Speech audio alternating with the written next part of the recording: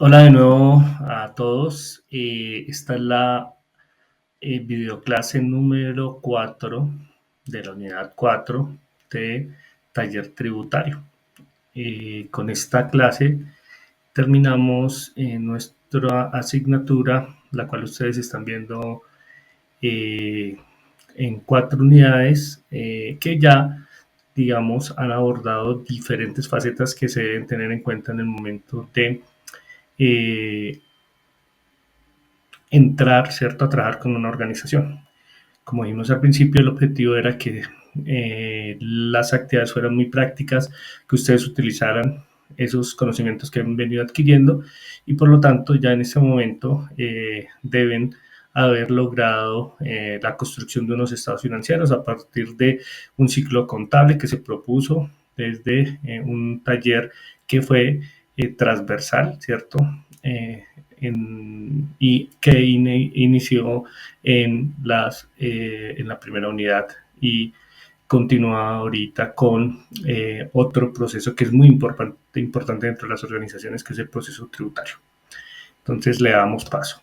La videoclase se va a establecer en 4 temáticas muy sencillas: importancia del proceso tributario, las responsabilidades tributarias, la reforma tributaria y algunas reflexiones finales.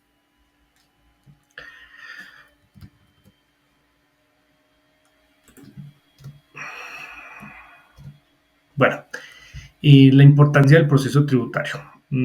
Digamos que el proceso tributario está muy ligado a la relación organización-estado, ¿cierto? ¿No? De empresa-estado, donde de alguna forma es cómo la empresa contribuye, ¿cierto?, en el funcionamiento del Estado y en las responsabilidades que tiene, no solamente con sus asociados o sus accionistas, sino con la sociedad en general, ¿cierto?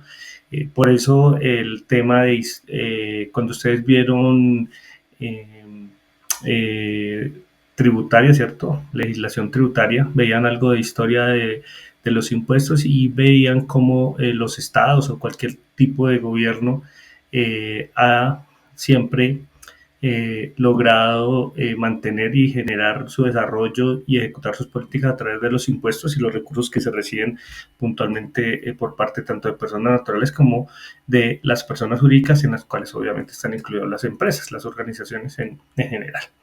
Entonces, digamos que la importancia es clave y pertinente para que el Estado funcione, por eso el impacto que tienen las políticas y los gobiernos en un momento dado al tomar decisiones sobre los impuestos o sobre algún tipo de procedimiento relacionado con ellos.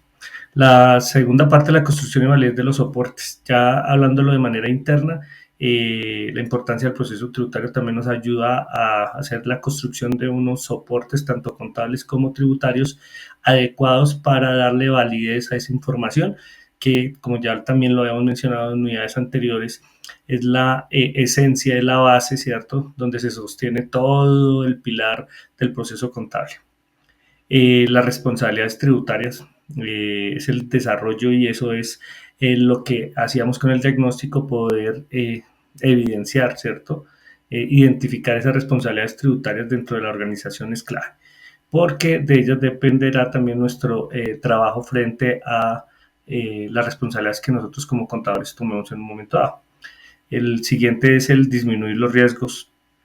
La importancia de ese proceso tributario, un adecuado proceso tributario entre las organizaciones, es que se disminuyan esos riesgos de tanto financieros como penales en un momento dado, eh, u otros riesgos relacionados inherentes al proceso tributario. Entonces hay una gran gama de riesgos tanto para la empresa como para el contador, que pueden llegar a sanciones y la tarjeta profesional se puede ver en un momento dado sanción, ¿cierto? Para el contador.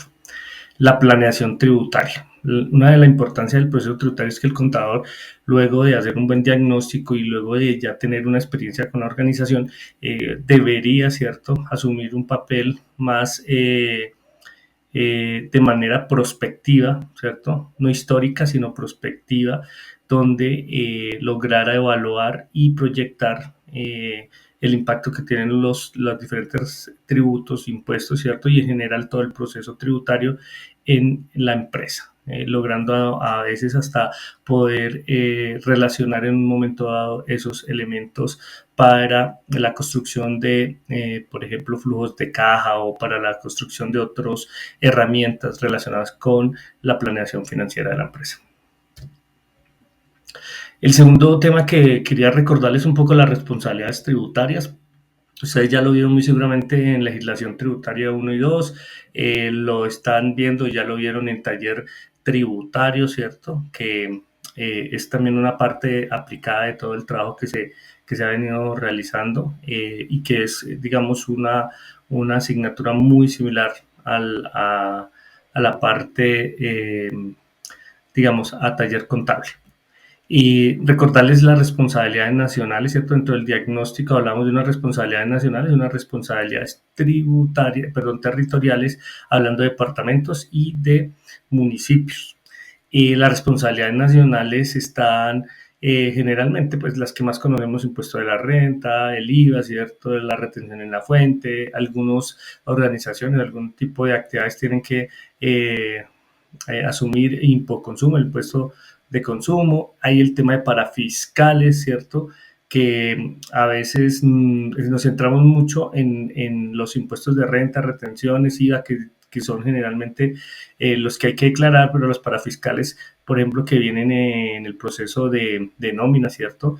No los tomamos dentro de esas responsabilidades tributarias y son importantes porque de una mala gestión, también de una mala planeación de estos procesos, podemos llegar a que la UGPP, ¿cierto?, que es la responsable como una especie de superintendencia que vigila, una DIAN que vigila todo este proceso normativo, entre a revisarnos y pueda también generar algún tipo de riesgo. Las responsabilidades territoriales relacionadas con el impuesto de comercio, ¿cierto?, de industria y comercio.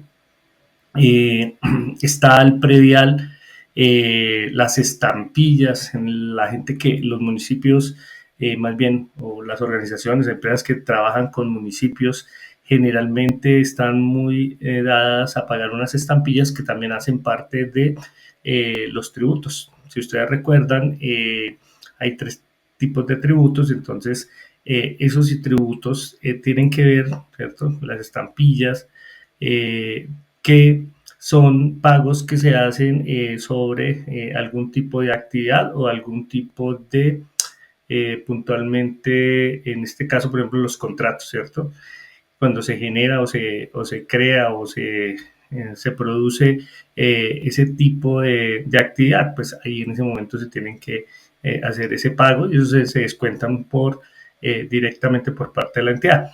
No hay un tema de declaración como pasa con el predial tampoco hay que declararlo, es el municipio quien de alguna forma genera la liquidación y lo mismo pasa con el impuesto de vehículos. Ellos lo que básicamente toman son como base el valor del predio o el valor del vehículo, ¿cierto? El caso de las estampillas, pues tienen en cuenta ya es el valor del contrato y pues hay unas tarifas de acuerdo al tipo de contrato. Otro elemento que me parece bien importante que ustedes lo tengan en cuenta son los puntos claves de la reforma tributaria en general, de las reformas tributarias. Colombia es uno de los países que constantemente está haciendo reformas tributarias, digamos, por la misma complejidad, la constante cambios digamos, en las visiones de gobierno, no hay una línea como clara frente al tema tributario, ¿cierto? Es claro que se ve a corto plazo y no a largo plazo y pues por eso vemos que cada 2, 3 años en cambios de gobierno se genera una reforma tributaria. ¿Qué quiere decir eso para nosotros como contables? Pues que tenemos que estarnos actualizando, revisando, mirando, ¿cierto? Por ejemplo, la ley 2277 del 2022 fue sancionada en el 2021, tuvo un problema, ¿cierto?, a nivel constitucional, entonces lo que hicieron fue volverla a reformular y ajustar en el 2022 y volverla a sancionar. Esto hizo como se dice acá, unos puntos claves de la reforma, puntualmente se hablara de del tema de impuestos sobre la renta, ¿cierto? Que fue uno de los mayores impactos, el impuesto a los dividendos, impuestos medioambientales que se crearon, ¿cierto? Por ejemplo, el tema de las bebidas azucaradas, la tributación internacional, mirar la doble tributación, ¿cierto? Elementos que tienen que ver con ese tema. Impuestos sobre las ventas también se vio afectado por algunos artículos, el impuesto al patrimonio, ¿cierto? Donde se estableció una base y un momento de nuevo para esas personas que tienen, digamos, un patrimonio posterior a un tope, que ya era un impuesto que ya hace varios años se había digamos, dispuesto una reforma que se hizo por una sola vez. Tributación de personas naturales, ¿cierto? Es un cambio grande que en este momento, y es clave, que es otra parte de lo que se vio en la unidad 4 o que se está viendo en la unidad 4 por parte de ustedes, es como esos cambios, por ejemplo, los topes de esos beneficios tributarios que le dan a las personas naturales, cómo ha cambiado y cómo impacta a la persona natural en la forma en que al disminuir o más bien al colocar unos topes menores, eso va a afectar pues para que hayan una mayor base gradable y por tanto se genere un impuesto a las personas naturales, ¿cierto? Esto impacta mucho más a personas que tienen ingresos superiores a 8 o 9 millones de pesos, muy seguramente van a subir su impuesto a pagar, ¿cierto? Y eso pues de alguna forma se verá muy seguramente algún tipo de consecuencia más adelante o lo contrario, muy seguramente para el país mejorarán parte de sus ingresos por los impuestos.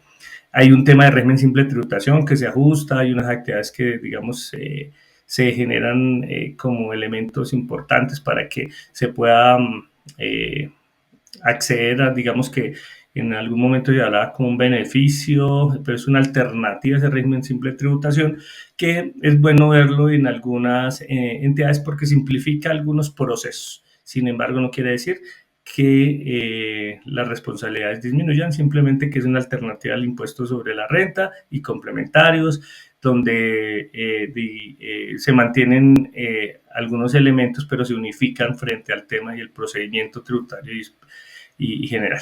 Lo mismo en el tema de procedimiento tributario y disposiciones penales, que es un tema muy clave, muy importante, ¿cierto? Porque el procedimiento tributario nos da básicamente las reglas que se debe dar para establecer o cumplir una responsabilidad fiscal y cómo también nosotros podemos acceder a a ese debido proceso en caso de que nos requiera, por ejemplo, la DIAN, ¿cierto? Algunas veces se vuelve más complejo ese procedimiento, otras veces hace que a través de esos diferentes problemas que ha tenido la administración, que es la DIAN, se logre consolidar y se le logre dar al usuario, ¿cierto? En este caso a las empresas o a las personas naturales y hasta los mismos profesionales que estamos apoyando, digamos, herramientas para que el debido proceso se cumpla y que no haya un autoritarismo por parte de la administración o de los funcionarios y que ese debido proceso se cumpla en un momento dado. Bueno, las reflexiones finales para ustedes como futuros profesionales, como ya casi contadores, no, yo diría que contadores realmente lo que falta es esa formalización que es su título, pero a estas alturas ustedes ya tienen las capacidades de cumplir algunas funciones de las que nos corresponden como profesionales, ¿cierto? Entonces, eso es bien importante y muy seguramente luego con su experiencia en empresas o el apoyo en actividades a otros profesionales van a lograr cumplir ese requerimiento, además del título, pues de lograr tener la experiencia para trabajar. Pero en las reflexiones finales frente al tema de lo tributario, ¿cierto? Recordar que todas las organizaciones deben tener definido su proceso contable. Volvemos al tema. No interesa que sea una organización pequeña, una empresa pequeña, una microempresa que hasta ahora está empezando. La importancia de definir ese proceso contable, la importancia de hacer un buen diagnóstico, la importancia de ver prospectivamente cómo esa empresa puede crecer y desde el principio ir cumpliendo unos lineamientos claros y unos elementos de planeación frente a eso, va a ser muy seguramente que el trabajo sea más sencillo cuando se hable de cumplir esas responsabilidades tributarias. Los altos riesgos para el contador. Y el proceso tributario es uno de los, digamos, de las circunstancias o de las causas por las cuales más se retira o deja uno un contrato frente a una empresa. Porque generalmente hay diferencias o con el empresario, diferencias con la administración, y esas diferencias en esos criterios hacen que muy seguramente se generen unos conflictos y obviamente si no hay primero una, un buen conocimiento por parte del contador, éticamente uno pues debería desistir de seguir cumpliendo un servicio entre una empresa si ya se le sale de las manos algún tema, ¿cierto? O dos, conseguir un apoyo de personas que obviamente conozcan mucho más, tanto de experiencia como de conocimientos, ciertos temas, y eso pues digamos contribuye al tema, a disminuir esos riesgos. Entonces, el riesgo está relacionado con muy seguramente pues, perder en algún momento un contrato, ¿cierto? O que básicamente no lo vuelvan a uno a contratar. Otros riesgos, como ya les había mencionado ahorita, es el tema de las sanciones. Es un tema claro, si ustedes consultan la página de la DIAN, muy seguramente van a encontrar contadores sancionados por cosas muy sencillas, ¿cierto? Y a la vez también por temas muy complejos luego de procesos y generalmente cuando son problemas de alto impacto para la administración, los primeros en verse afectados son los contadores.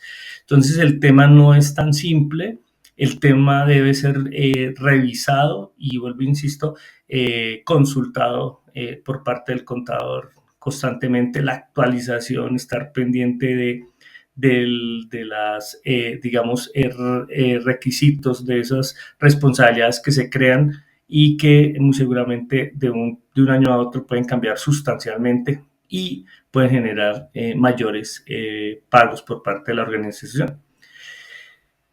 Hay un tema penal también, hay riesgos a nivel penal, ¿cierto? El encubrir, en entrar en malas prácticas, en saber de esas malas prácticas y de pronto apoyarlas. Es diferente que la empresa o los administradores de la empresa generen corrupción o internamente que, pues digamos, el contador como parte del sistema no se dé cuenta, pero diferente cuando el contador ya entiende y comprende que se están haciendo una serie de errores en el tema también de revisoría fiscal, que es más clave, de auditores. Ese tema se vuelve mucho más complejo y pues si ustedes miran las noticias ya muy seguramente han escuchado de revisores y contadores sancionados y que van a la cárcel precisamente por esos temas, ¿cierto? El cartel del tema de devoluciones de IVA, por allá en una época con las empresas comercializadoras de residuos, ¿cierto? Las devoluciones en otros temas, bueno, en fin. Y el simple hecho de incluir facturas, ¿cierto? Ficticias o proveedores ficticios, eso también genera un gran riesgo para el contador. Si no se añade eso al componente ético, pues muy seguramente va a ser mucho más grave el tema. Y por último, recordarles que el tema tributario y el proceso contable se vuelve más complejo, pero a la vez es más fácil. O sea, más complejo en términos del control que hacen la DIAN, ¿cierto? Las superintendencias, otras entidades, otros como los municipios, ¿cierto? Se hace complejo porque ya tienen información en línea, información en tiempo real, ya saben cuánto está la empresa vendiendo, la facturación electrónica hace que ya no se pueda, digamos, correr o aplazar, ¿cierto? El reconocimiento de un ingreso por parte de la entidad, de trasladarlo de un año a otro, bueno, de hacer algunas prácticas que no deberían hacerse y eso hace que también la tecnología, ¿cierto? Todo lo virtual, lo digital, hoy en día los software contables todos se manejan, o la mayoría se manejan en la nube, todavía se manejan obviamente instalados como programas en los computadores o servidores, pero esto hace que se genere también menor trabajo en términos de poder realizar revisiones, generar informes e ingresar información, ¿cierto? Y también proponer una actualización constante. Un contador que no está actualizándose en el tema tributario, en el tema de tecnología, ¿cierto? Y en el tema obviamente contable, pues seguramente va a perder una capacidad de acceso al mercado, ¿cierto? Y por tanto, pues también menores ingresos. Digamos que estas son las reflexiones finales que quería dejar con esto, con esta unidad. También son unas reflexiones finales de todo lo que es el trabajo que se hizo en esta asignatura. La esperanza por parte de nosotros en el programa de Contaduría Pública es que ustedes lograran entender o comprender, ¿cierto? Mejor el tema y la importancia ya de la aplicación de esos conocimientos que tienen ustedes y que han venido adquiriendo a través de los semestres. Y obviamente de acá queda también una conclusión, y es que a pesar de que se tengan unos conocimientos teóricos, cuando se van a aplicar muy seguramente van a haber unas diferencias. Y las diferencias que ustedes van a encontrar es la capacidad de, ¿cierto?, gestionar su conocimiento, de consulta, de pregunta, de buscar fuentes de información válidas, canales de información que ustedes puedan validar, buenas páginas, ¿cierto? Como las bases de datos que ustedes tienen en la Universidad Legis, que son plataformas que ayudan a los profesionales y le ayudan a uno a mejorar esa comprensión, pero vuelve a ser una autogestión del conocimiento, solo la puede realizar uno como persona. Entonces, esa aplicación de todo ese conocimiento, de toda esa teoría que han visto y de esos vacíos que muy seguramente les quedaron en algunos temas, solo se logra y se cubren con una buena autogestión del conocimiento. Y es necesario que ustedes aprendan a manejarlo y que lo sigan porque constantemente va a estar ocurriendo. Por eso el taller quedó abierto a suposiciones, era un estudio de caso donde se presentaban muchos vacíos que era necesario cerrar, y esos vacíos, o llenar más bien, y esos vacíos solamente se logran llenar, ¿cierto? Como lo hablamos, haciendo una autogestión del conocimiento, ¿cierto? Y un acercamiento a las fuentes de información, ya sean personas o ya sean instituciones o ya sean bases de datos, repositorios, en fin, las mismas entidades tienen, como la DIAN, tienen una muy buena plataforma, el MUISCA, donde generan bastante información y bastantes, digamos, complementos como videos, tutoriales, en fin. Entonces, una invitación a que sigan en ese proceso de formación, a que no lo dejen y obviamente, como hablábamos, o más bien les decía ahorita, el tema tecnológico es clave hoy en día. Es importante aprender a tener, digamos, un mínimo de conocimientos en tecnología para lograr cumplir la función que nos corresponde en la sociedad, ¿cierto? Que es contribuir con las organizaciones en sus procesos, ¿cierto? A contribuir en sus metas, sus objetivos financieros, obviamente, contribuir en que haya una buena información y a la vez contribuir en la economía, porque como hablamos aquí en la primera unidad, en la primera presentación, es una relación de la empresa-Estado, donde la empresa contribuye con el cumplimiento y la misión del Estado frente a la sociedad. O sea que por eso es muy importante no solamente la función y el proceso contable, el proceso tributario, sino la función y la responsabilidad que tiene el contador con todos estos elementos que se han visto en esta asignatura. Buen día.